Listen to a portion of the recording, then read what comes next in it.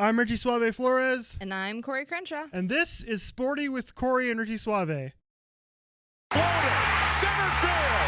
The Diamondbacks are world champions. Down is the motion man. Little flip to Fitzgerald. He scores. And the Cardinals win an amazing game. Mikhail Bucker with a chance. He walks in. He scores. Mikhail Bucker for the second straight game is the hero. Welcome back in Sporty Nation. I was allowing Richie to have as long of a finger point as he wanted to there. I know it's been a while since he's gotten to do his finger point, so, I got to let him do these things so he doesn't get all pent up over there.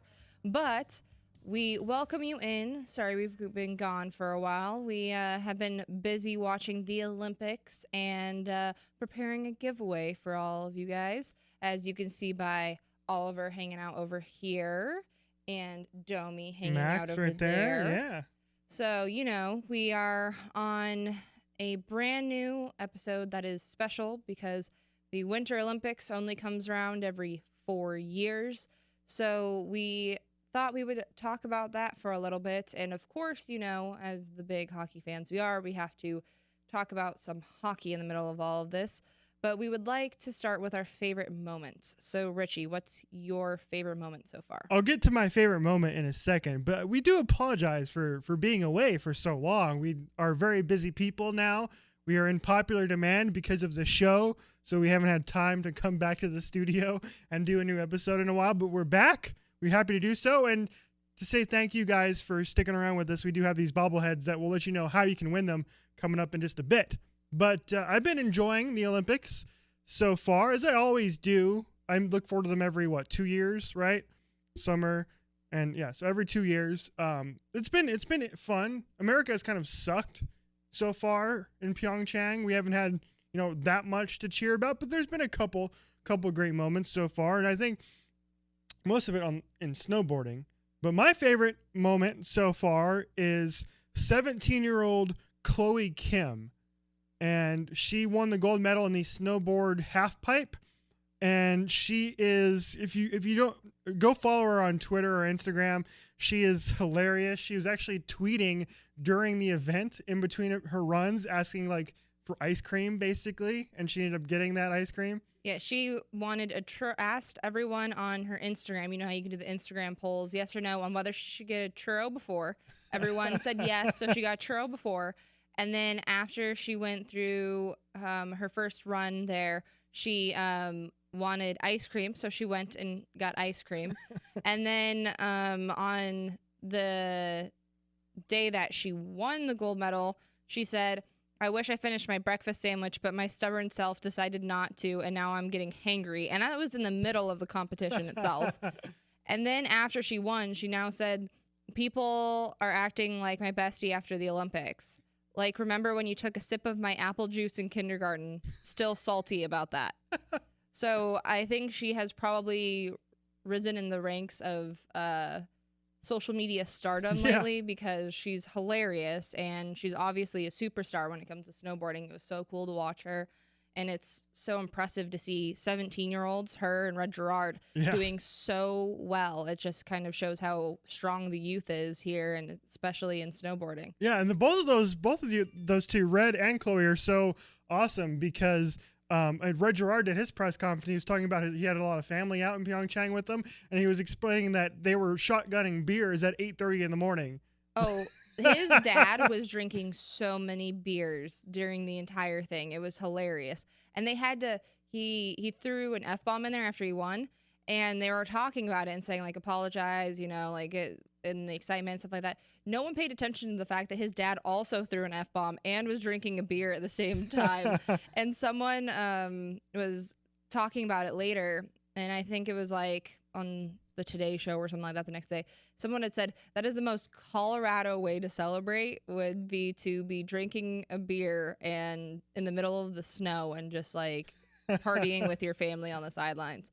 But I thought that was really funny. The interesting thing about Chloe Kim though is the fact that her parents are from South Korea. Good point. That's really cool. I haven't read too much into Chloe's story, but I think that makes it all the more interesting, especially kind of in the climate we live in terms of, the anti-immigration stuff that's going on in this country with certain politicians. They shall not be named on this particular podcast, but to have an immigrant kid win gold for the United States of America during these times is awesome.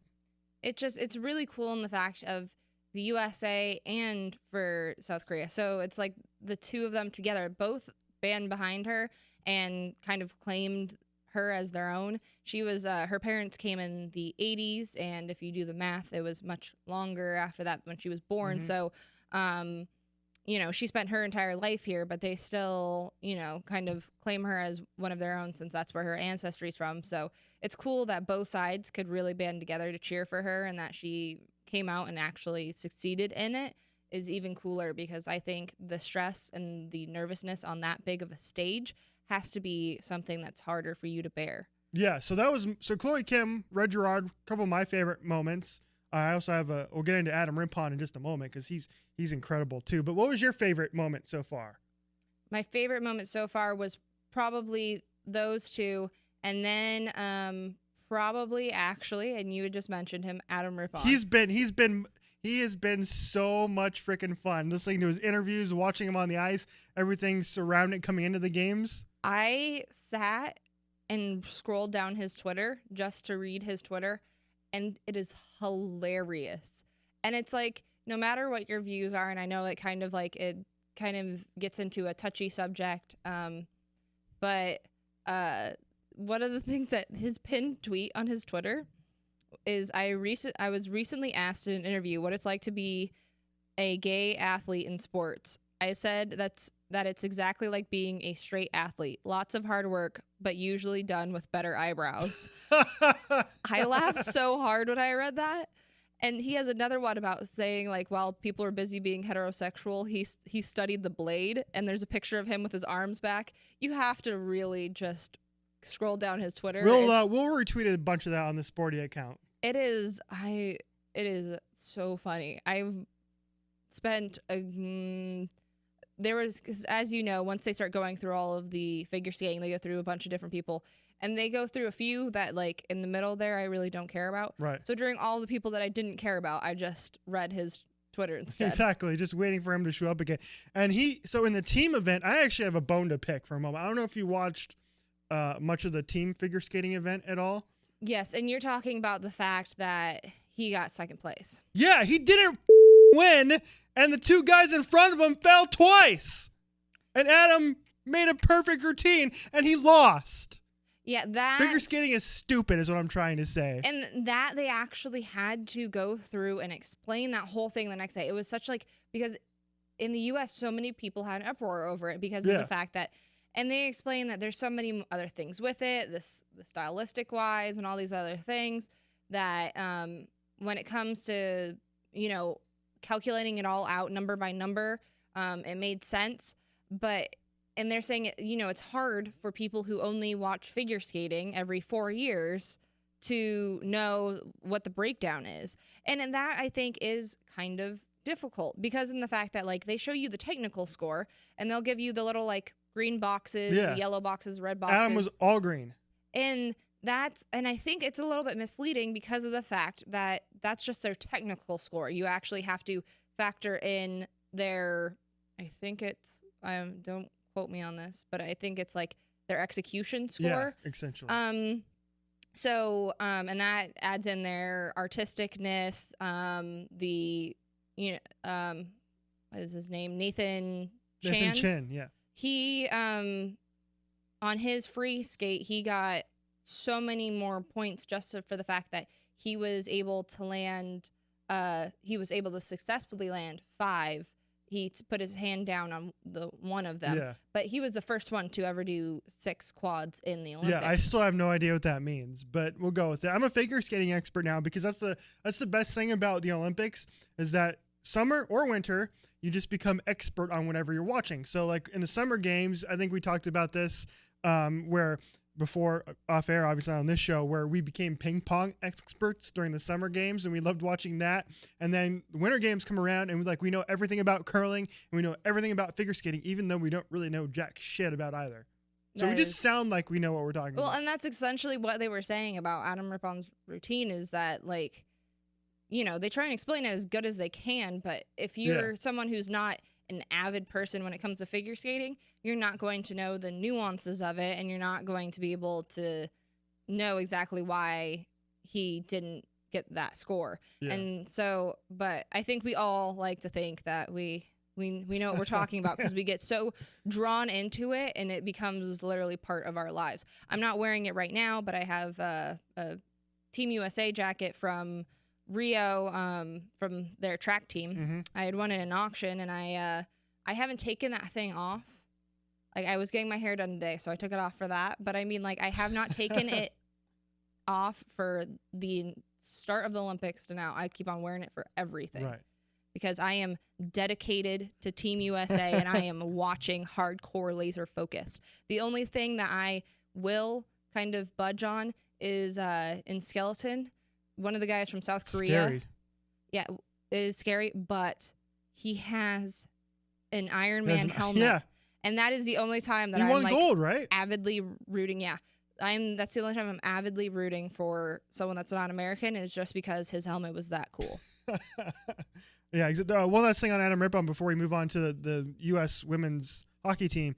One of my favorite lines from him is he did an interview with NBC, and he says, "What do you want? What would you like to tell the judges?" And he goes, "I just would like to have a Xanax and a drink." People said that Xanax should sponsor him after that. And he's, I don't know, he's just so funny. Like, you can't take the man too seriously, because I think he just enjoys having fun with it. And I think in this position, you don't get these chances all that often. And, you know, he didn't 6 years ago. He was talking about how he didn't make it. Yeah. And how him and one of the other female figure skaters on our team were sitting on her roof eating In-N-Out because they didn't make it to the Olympics. Yeah. And they were basically kind of sorrowing in their own pity together. And so, you know, you finally make that dream that you wanted to make. You should just enjoy the hell out of it. And I think that's what he's doing. That's exactly what he's doing. And somebody else that's probably enjoying what they're doing right now, I know we are, is watching the U.S. women's hockey team, because I don't give two rat's asses about the men's team. They lost to Russia again on Saturday morning, 4-0. And they didn't even have the balls to shake hands. Yeah, exactly. OAR. Actually, they're called OAR, not Russia. My bad. I'm sorry. But the women's team, they're so much fun to watch. And both of us were watching them against Canada in the preliminary round.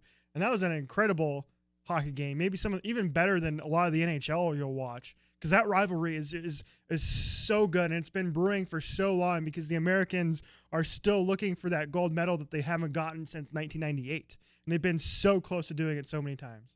In that game, I have a very large bone to pick with the fact that they lost solely off of a goal that should have been challenged because of the fact that it was blatantly offsides. They showed it again, slowed it down. You could clearly see that it was offsides, but it wasn't challenged, and that kind of bothered me. Obviously, it was a preliminary round, and it didn't really count that much. It was more for an ego thing, but you know, I think it was time for Team USA to send a message in that situation. I think that is also why at the end it kind of broke out into a fist fight, which was also really cool. Because, I mean, like, when you're watching women's hockey, it's vastly different from men's hockey because of the fact it's a lot more skilled. It's to the point where there's not all the checking and there's not all of the physicality that men's hockey has. So in order to play well, they have to be very skilled. And so I think that showing that physicality at the end that is so unusual for women's hockey was awesome. And I just love the fact that it shows the grit and the passion that they have and how much anger they are still holding from that game. Yeah, I think it's more likely than not that they're going to face off in the gold medal game. And the way it's gone the past couple times at the Olympics is that the Americans have won the preliminary game and then they lost in the gold medal game. So hopefully it switches this time, because the one thing that the U.S. couldn't solve is the Canadian goaltender. And I apologize, I don't remember her name off the top of my head. But she basically kind of stole that game for Team Canada. And They have Shannon Sabatos, who's still on the Olympic roster. She's been around forever. She's used to play men's professional hockey, I believe in the SPHL or something like that. So that's the one thing that they got to beat. If the U.S. women can find a way to beat the goalies, they'll win, because for the most part, I think they outshot Canada in that first game too. I didn't get to watch the entirety of the game, so I only caught bits and pieces. But USA outplayed Canada for most of it, right? They did most definitely outplay them throughout the entire game. They were shown to be the better team in that game. My only issue is their lack of ability to bury. They could not finish for anything. A lot of it was good goaltending, and I will admit to that. But at the same time, there has to be some smarter decisions made on their part. There's certain times when you shouldn't be taking a slap shot. You should just pick your head up, and you should take a wrister and just put it where you know that the open spot is. And I just don't think that they were making some of the best decisions in that situation, and that they could have. I mean, there's a couple times, I think there was at least 3-4 posts that they hit. Mm-hmm. And so there's sometimes that, yes, it was bad luck or whatever, but in those situations, you have to bury. You just can't do that. And at the very end too, there was a penalty, and technically she shouldn't have taken that penalty, but I think it was also a message. Yeah. So it was interesting in the fact that this game was meaningful in so many different ways than them just winning it. It was meaningful in the way that they were showing Team Canada that they were there and they were coming back for revenge. And so I think in some aspects it was good because they did play very well. But I just think their lack of ability to finish killed them. And you just can't be doing those sorts of things. And also, I wasn't very impressed with the penalty shot that was given either. I didn't really like the way that the angle she took, and I don't like the fact that she tried to put it in between her legs. If she, I think, would have been smarter on that one, that also could have tied up the game. I have quite a few bones to pick with the game, but I'm not going to go deep into it. Yeah, so United States outshot Canada 45-23 in that game. They doubled them up. So they dominated. So if they do exactly what they did in this game, they'll win the gold medal game. You would think. I mean, it's on the gold medal game on the 22nd, by the way. The women's is on the Saturday and the men's is on the Sunday, the last Sunday of the Olympics. So looking forward to that. It's going to be it's going to be must watch. Listen, if you're not hockey fans, watch that game. You'll love it. It's super exciting. That rivalry, like you said, the intensity and shown by both of these teams, they don't like each other, and that's why we watch sports for the most part, is the drama. Hillary Knight didn't know if she was going to come back after they lost. Then she realized that she had a strong passion for the sport, and what she wanted to do was come back and beat Canada and win and do what they couldn't do before. So I know that there is some strong, deep passion that's burning within them that they're going to pull it out on that game. I'm calling it now. I think they're going to pull it out. I hope so too. We'll find out. Coming up next, we're going to give away these bobbleheads. We'll let you know how you can do that. But first, it is time to take a jaunt into Corey's Corner. Hello, everyone, and welcome into my corner. This week, I would like to talk about the Olympics and thank the Olympics and basically everyone around the world for the amazing stories that have been coming out. I really enjoy not only seeing the sports, but also seeing the amazing stories behind all of them, and definitely seeing how the Olympics can really bring us together. I've always said that sports is that one thing that can make it across all types of boundaries and languages and oceans. It all just comes together when we all enjoy playing the same sports and watching the same sports. So I want to thank the Olympics for that. And also, I just want to acknowledge the fact that the U.S. women's hockey team, I don't think, has gotten this much airtime and recognition in a long time. And I think we've all been very angry about the fact that there was no NHL players in the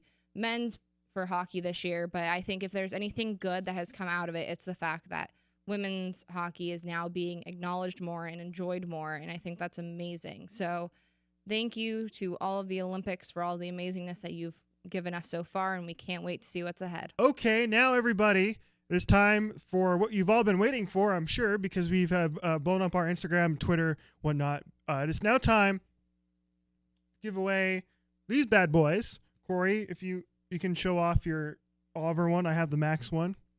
There we go. So we're going to give these away during this segment. So here's what's going to happen. We are going to instruct you on what to do. Pretty easy. And then we'll have a week to gather entrants, and we'll announce the winner on the next show. So here's how we're going to do it. Corey, please explain to the Sporty Nation how they can win Max or Oliver. All right. They both sound like dogs when you put them that way for some reason. Well, but Max does have Orion on his. yeah, that's true. So, which reminds me of Men in Black. Orion's mm-hmm. But you can win these bobbleheads by using our keyword. So you can go to any of our social medias, but we want you to put it in a sentence and have it relate to the show in some way or another. Corey's hair is golden. Richie's commentary is golden. Thank you. We don't really care how, as long as it is in a sentence, it relates to the show, and it uses our keyword golden. So which they should be seeing on the bottom of the screen right now. Golden. As long as our tech team over there is doing it correctly, as they're laughing, I'm hoping that they're doing it correctly. But yes. So just use it in a sentence that relates to the show, and that's all you gotta really do to enter.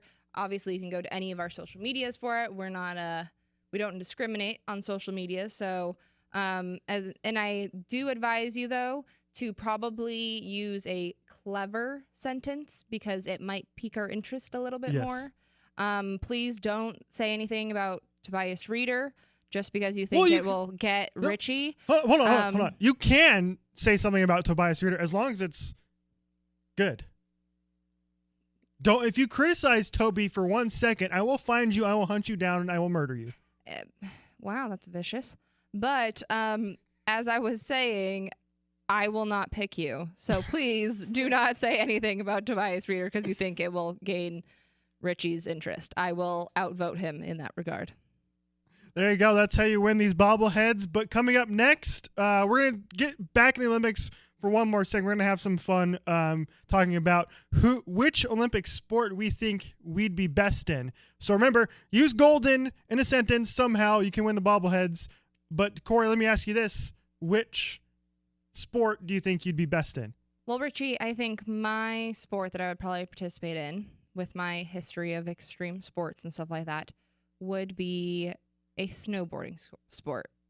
Probably like snowcross because it's really close to motocross. Dude, that's so much fun. Yeah. Like that's the most similar to what I do, which is, I raced motocross for a good portion of my life. So I think I would probably end up doing something that has to do with snowboarding and snowcross because I've also surfed before. So yes. I think I could. But you've never snowboarded. So I have that on you. I've actually snowboarded and you haven't. So I would smoke you in snowcross if I do say so myself. I'm going to avoid anything that could come off as insulting commentary. Say it. We'll just fight in the parking lot after the show. You really think in an athletic sport you're going to beat me? Yeah. The person who, Richie, what sports did you play through youth and high school and so forth? I used to play Little League Baseball back in the day, and I was really good at playing fourth line shitty minutes on the Sasquatches years ago, beer league hockey. I played softball for 14 years. That has nothing to do with snowboarding. Well, I'm just naming off my athletic ability. I played softball for 14 years. Let's put a poll out on this, too. After we're done, we'll put a poll out on who would beat who in a snowboarding event. I raced motocross since I was 7. Mm-hmm. And then played volleyball as well. And I all around have just been basically playing sports my entire life. So I would think I would be able to adapt to it. I've surfed before, and I've heard that it's very similar to surfing. Sure. So that's why one of the snowcross girls who, I'm forgetting her name. She's the one who went over the last jump and she fell and she didn't get the gold. Lindsay Jacobellis. Yes. She moved from snowboarding to surfing. I think I could make the other transition. Okay. So you say snowboard cross. I am going to say the one true answer, which is curling. You don't even need to be athletic to participate in curling. You just have to be really smart. It's like chess on ice. How hard is it to throw a rock down a sheet of ice and get it to go where you want it to go? Richie, how often do you sweep your floors? Enough. That is the true testament right there. You have to start training now. You need to be sweeping. You need to get Swiffer. Just Swiffer everything. Go. That is my official curling noise. You guys have heard it before. Yes, that's the second time you've made that noise on this show. I didn't think we'd ever hear it again. But do you think you would beat me at curling? I feel like we would be on a curling team. Don't you have to have mixed? Don't you do mixed doubles? Yes, that's true. Yeah. Uh-huh. There you go. So we should be on a curling team. Yeah, let's start a sporty team. I think there's a couple sheets of ice for curling here in the valley, so we could totally start doing it. And we'd kill it. My friend lives up in Colorado. She's been to the Olympic Curling Center. So I mean, like, we could probably sneak in somehow. Let's do it. Yeah. Are you ready for Dick of the Week now? Yes. Okay, everybody, it is now time to finish off the show with my Dick of the Week. And this week we go to the world of college basketball and we take a trip out to the Bank in Wells Fargo Arena where the Pussycats beat the Sun Devils earlier this week for the second time this season. But the Dick of the Week this week is the cheerleader who, in the middle of the game, got kicked out. He got kicked out of the arena because he was apparently heckling a Sun Devil as he was at the free throw line. So, Corey's big thing is respect. Why not? Why are you being such a dick, Arizona cheerleader? You're a cheerleader for the Arizona Wildcats. You're not playing, so shut up. Go back to freaking Tucson. Dick. I don't even know his name. Thank you so much for watching Sporty with Corey and Richie Suave this week. We'll talk to you again very soon. Remember, we have these 2 bobbleheads to give away as well. Good night and good sports, everybody.